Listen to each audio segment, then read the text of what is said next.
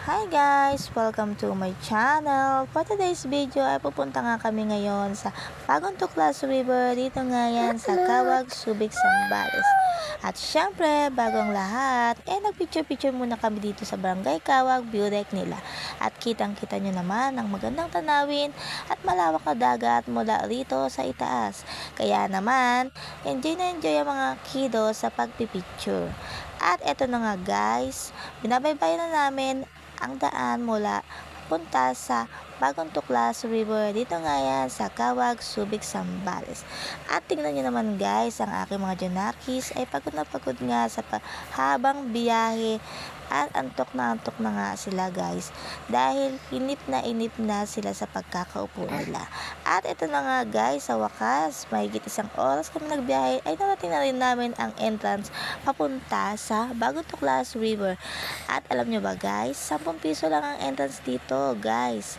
Isang tao. Kaya naman sa mga walang budget ay punta na po kayo dito. Ay murang-mura lang po. At ito na nga guys, naglalakad na kami papunta doon sa river.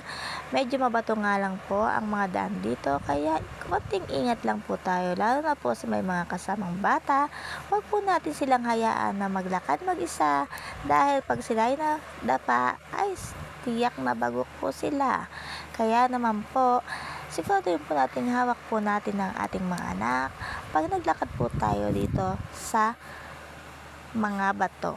Kaya naman po, iyan po, naglalakad naman po ang aking mga junakis at ang aking asawa na machong-macho po sa kanyang suot na sando. First time niya po nagsuot ng sando ngayon dahil maliligo nga po siya. At ito na nga guys, nandito na nga kami sa Bagong Tuklas River at ayan po, inaalalayan po kami ng isang lalaki po dyan para po hindi kami madulas. Ayan po, lalaki ng bato. Diyos ko, nakakatakot nga po at nakakalula ang mga bato. Ayan na po, nag-swimming na nga po ang mga aking mga anak at tuwang-tuwa po sila sa tubig dahil ang linaw-linaw daw po ng tubig talaga. Meron din po silang cottage dito pero hindi na po kami nag-cottage dahil wala naman po kami masyadong dala. Ayan nga po yung anak ko. Langoy nga po sila ng langoy dyan.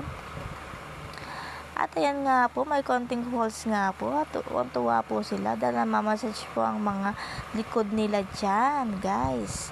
So guys, hindi po ako naligo dyan dahil ako po yung nagbibideo. At hindi ko po hilig talaga ang maligo. So guys, ayan nga po. Ayan po ang aking dalaga. Ayan nga po sila guys. Tuwa po sila. At ito po ang aking ibang junakis. Ayan. 5 lang po ang aking junakis. Yung isa po dyan ay pamangkin po namin na galing Manila at nagbakasyon lang po dito. Ayan, tuwang-tuwa po sila. Ayan, akala po nila picture ito, video naman po pala ito. Ayan. So, pauwi na nga kami guys. Hanggang dito na lang ang aking video. Bye-bye!